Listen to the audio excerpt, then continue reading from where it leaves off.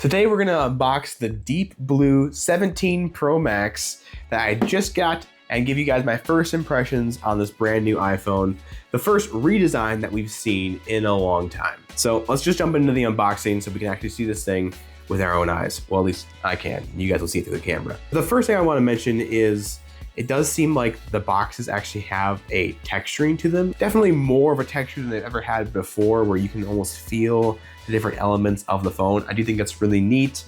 Obviously, it's not gonna change the phone experience much, but it's a nice touch, although you still don't get a charger in the box. So interesting choice in what they spend their money on, for the box here. Anyone else remember the random points where we had black boxes for the Pro iPhones and then the white ones were for the other ones? It was like 2 generations that had that. I wonder why that went away so fast. Maybe the black ink was too expensive. Still no plastic unwrapping, but these will have to do. Still make them pretty satisfying. All right, there it is. I really do like that blue color. That's much more appealing in person than I think it's been online at all. And wow, the edges are a lot more rounded than I thought they were going to be as well. Definitely more so than the 16 and 15 Pro Max. And then of course you still get the cable in the box, but no charging brick. And some paperwork. And no Apple stickers anymore because, it's just not, you don't even really get like a get started guide anymore. It's just literally a tiny piece of paperwork and a card that says iPhone, and you no longer need a physical SIM card. Basically saying, we're not giving you a SIM ejector tool because you don't have a SIM card tray. However, this is the first year that we actually get something in the US that's an advantage for not having a SIM card slot, which is that we actually have more battery in the phones. So those who have eSIM only have a larger battery, and Apple rates it for about 2 hours more of video playback. What does that actually translate to in the real world use? I have no idea, but we will definitely do some battery tests between the 16 and the 14 and all that kind of stuff. Wow, yeah, this phone is looking really nice. I do like how even the camera control button just pops against this deep blue. I'm a fan of that. And yeah, there's that millimeter wave cutout right at the top of the phone. I think it's definitely gonna bother some people. It doesn't look bad though, but yeah, it is definitely interesting that they had to put it there. All right, and now for the screen peel. All right. And here's the first look at the anti-reflectivity coating. And obviously it's not like it's eliminating every reflection, but as far as I can tell, it does look like it's doing a better job. I think they say it reduces it by about 30%. I think the S25 is gonna be a better anti-reflectivity coating still from a lot of people's testing and even my own here, but it is still nice to see them putting in a bit more effort to make the screen more viewable at more times and at more angles. I think they made the right choice with this aluminum unibody design. I know a lot of people are saying like it doesn't feel as premium. I've seen a couple of videos about that. Like, I can't believe they went away from titanium. It's like they went for like a lower quality material. Like, I don't know what you're talking about. I mean, this feels and looks amazing.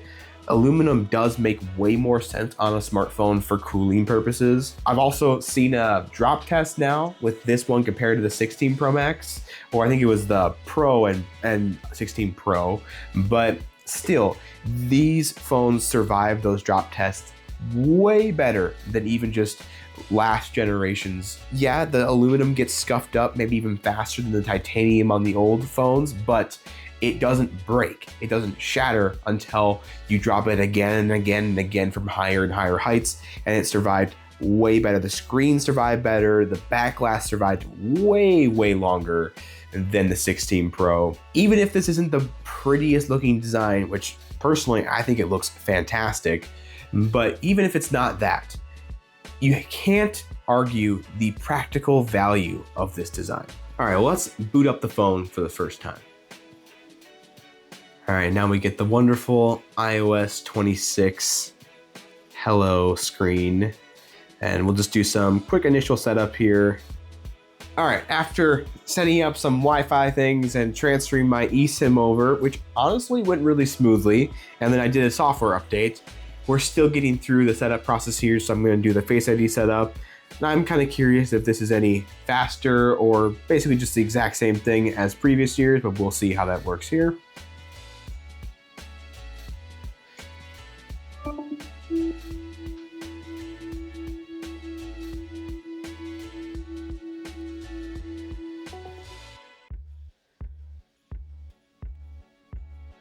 I don't need that set up. All right. It's crazy to me how you can just do that one scan now and it's just done. It used to be like 2 or 3 Face ID scans, I think, that it used to take to finish it. So, hey, that is great. Now I'm going to create a passcode and you guys can't know what it is. Making this my new iPhone. Oh yeah, it remembers I like dark mode. Look at that. All right, now we got to put in more information you can't see. The real question is, do I want to set up Apple Intelligence? Yeah, sure, why not? Oh yes, the beautiful notification summarizing that Apple Intelligence does. I love it so much. You know, the only downside about dark mode is when I'm under my big light and everything's reflected. I do wish this anti-reflectivity coating was a little bit stronger, but hopefully they'll keep getting better at that. Yeah, we'll summarize everything. Oh yeah. See, I find this really interesting. So it shows the new camera control to click to open the camera app and to click again to take photo. And then by default, it disables the light press feature to adjust zoom, exposure, and all that stuff, which is just really interesting to me because it's like that was like the big thing that they were advertising this button for, and now they realize nobody uses it for that, and like they just disable it by default, but we're gonna turn it on. Yeah. And then visual intelligence, which is kind of cool. It's not super useful, but I like having it on. Oh yeah, let's customize that action button. No silent mode. We're gonna be so much more creative. I usually set this up, at least I did this on my 16 Pro Max, to be a shortcut to the ChatGPT voice assistant.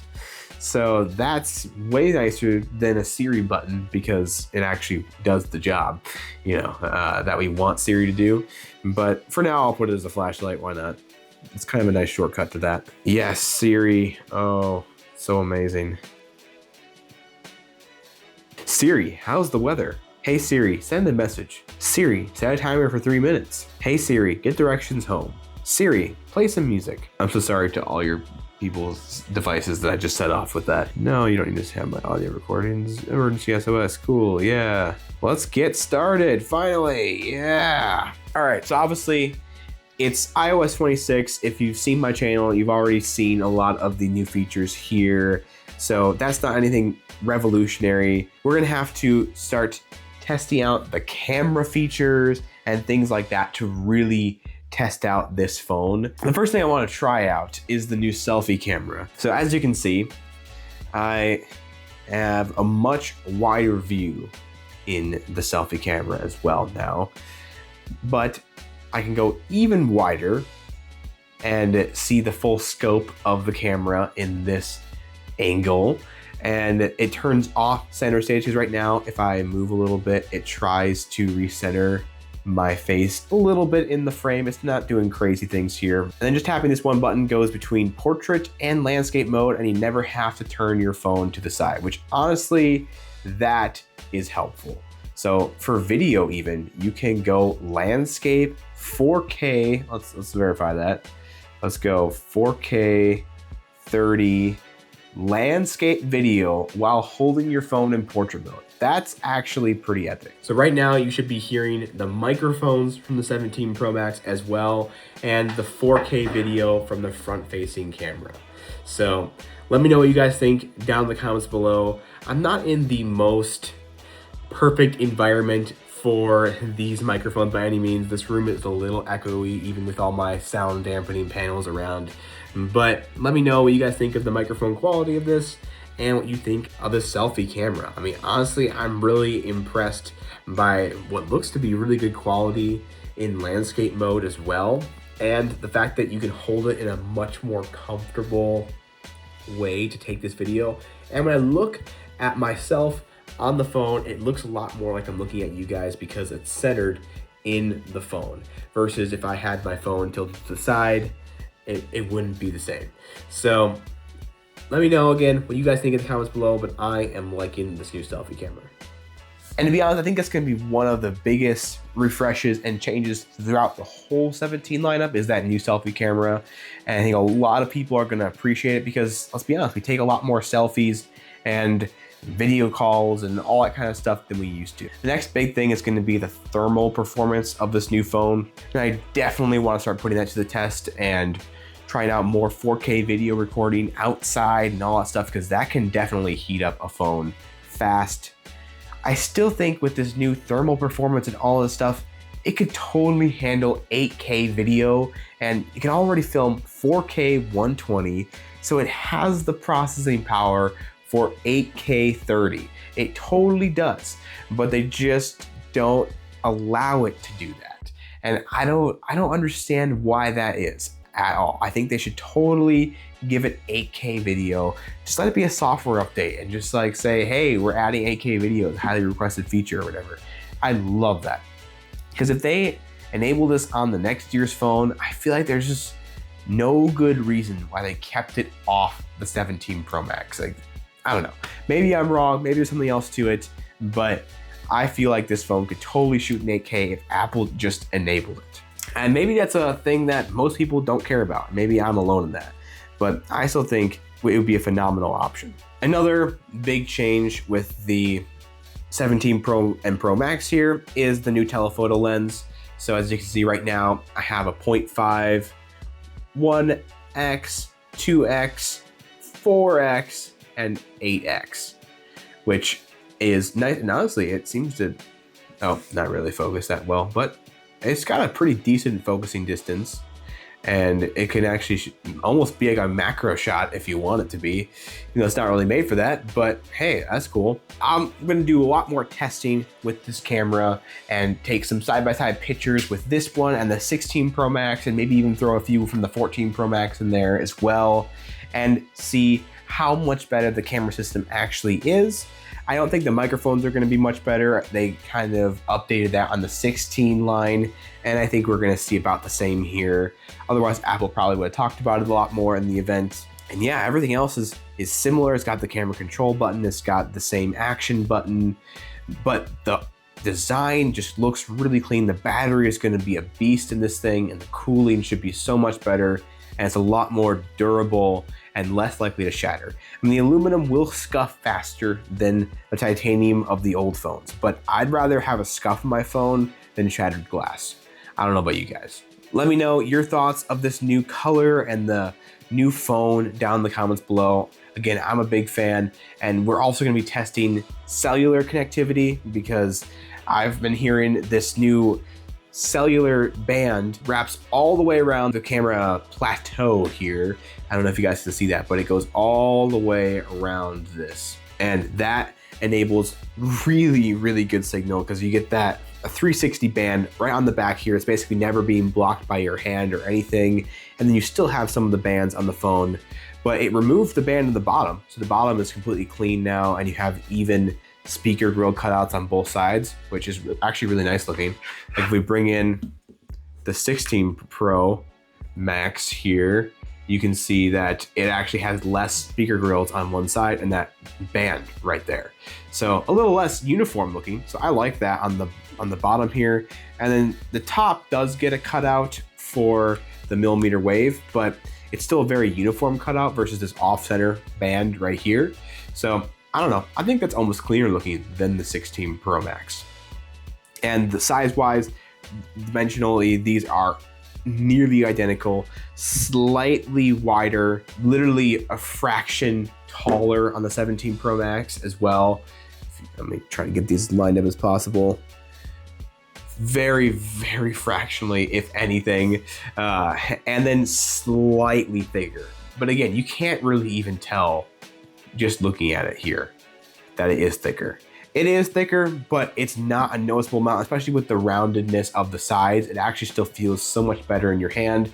And it's slightly heavier than 16 Pro Max, but it's still lighter than the 14 Pro Max. It's not the heaviest phone Apple's made by any means. That would be the 14 Pro Max. And the 13 Pro Max, I believe, is still heavier than this phone. So they went away from stainless steel, which I think was a really smart decision because it's making their phones way too heavy. And they went back to aluminum for this really great cooling unibody design that has just this cutout of glass for wireless charging.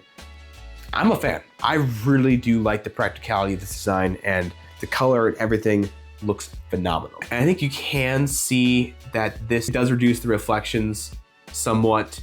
It's not crazy, but it is better.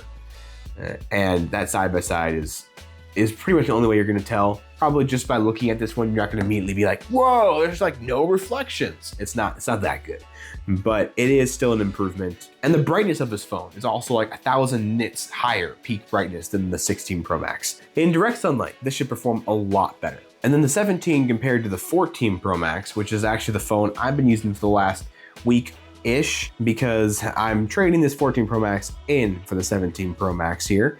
But before I do that, I want to give a nice comparison between the two of these. This is the black 14 Pro Max. So for those wondering if this deep blue looks almost like black, I would say no. I would say this is a very blue phone, and you can really tell that. It is not black at all. I was actually wondering if it was gonna be dark enough where it might be the black phone of this year kind of thing, but no, it's a blue phone. And I don't mind that. I kind of wanted a nice blue phone. But for those who are a big fan of the black iPhone, I would say that this is still the closest one to it, but this is a difference right here. I do think with these matte aluminum sides and all that stuff, this would make a great black phone.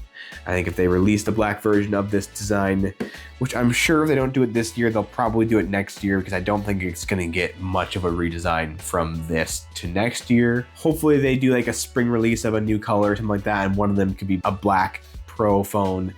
I think that would sell really well. I think that would look really good with this design here. But this by far does not look bad. I'm a huge fan of the blue, and that's the comparison there. This phone definitely feels heavier, the 14 Pro Max, in my hand, and look at how much bigger the bezels are compared to the 17. I mean, it is pretty stinking noticeable when you have them side by side, especially now that they're awful here. Again, I was using this for like a week and whatnot, and it's fine, but you definitely do notice that difference when they're side by side. And these stainless steel rails on the sides of the phone definitely show up fingerprints way worse than this aluminum. This does a much better job of hiding those fingerprints. And yeah, so this is a lighter phone. It's a bigger phone at 6.9 inches of screen, but it's still lighter, and it's only slightly taller.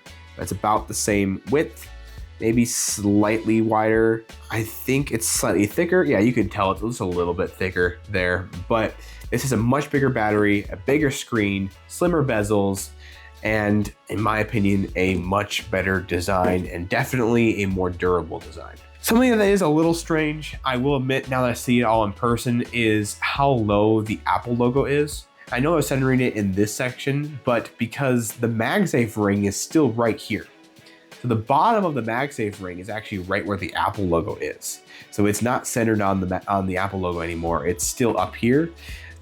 And that's a little strange, because I used to kind of use the Apple logo as my marker for where I put the MagSafe accessories, and you can't really do that anymore. This is the ring. So it's in the same spot as last year, but the Apple logo moved down. Personally, I think it would have been better if they left the Apple logo up here, even though it was be off-centered of this section. It would still be centered on the phone. I think that would look fine, and then it would still be in the middle of the MagSafe ring. Let me know what you guys think in the comments below, if you prefer it centered in the glass portion, or if you prefer it centered in the MagSafe ring. And I still don't think it hurts the design really at all. That's just a very minor critique, and I'm a huge fan of this phone. This looks phenomenal. I did not opt for the iPhone Air. I'm not getting a review sample or anything like that this year. That's mostly because I can't just throw $1,000 on something that I'm not sure how much it will benefit my channel, but it's also because I'm not the target audience for the iPhone Air at all. I don't believe that phone is for me. I definitely want the best of the best cameras. I want all the options with the cameras, so I want all 3 cameras. And if you think the main lens on the Air is the same as the main lens on the Pros, you're actually wrong. It's actually almost a 50% smaller sensor. It's still 48 megapixels, but it's not as big of a sensor. It's just a hard sell for me for camera performance. That's the main problem. The battery life thing doesn't really bother me at all. Even the one less speaker isn't a huge problem. I've seen some videos on it now, and it just basically tanks the volume that you get out of it, which is still disappointing, but it seems acceptable to me for everything I use my phone speakers for. That's not even the biggest problem. I know it's gonna be a big problem for some people, but it's not for me. It's just the camera thing. I can't get over the one lens that's not even as good as the main lens on the Pros. If they can solve that next year and make the main camera even better and maybe add an ultra wide or like a better telephoto, it may compel a lot more Pro users to try the Air instead. But as of right now, I just can't justify that. I also completely disagree with anyone who says that this is a bad looking phone or it looks like it got cheapened. I don't feel that at all. This feels super high quality, very premium. I think it's one of the best looking iPhones that have been released. And that's my perspective. Not as many people are huge fans of this new design. And even I, when I first saw the leak of this camera plateau, was really hesitant of that design. I was like, really? That's what they're doing? It's like they're trying to copy the Pixel, but they didn't even lay the cameras out right. It's like, that's what my thoughts were. But then when I realized this whole thing about it all being made out of aluminum right around here and then adding extra space for components, better signal, all that stuff, I realized, oh man, this is actually a really, really good idea. And I'm super excited for them to take the Pro way more seriously, treat it like a Pro. And that's what this feels like to me, a practical upgrade that makes the Pro way more Pro. Anyway guys, thank you so much for watching. I'm gonna get this video out as fast as possible to you, and I hope that you can all enjoy this unboxing and that you learned something different or found a new perspective than you've seen in all their videos. Because I'm sure there's so many other ones out there from way bigger creators than I am, and they might even be better videos. But I hope you get something new out of this. I hope that you guys have a great rest of your day.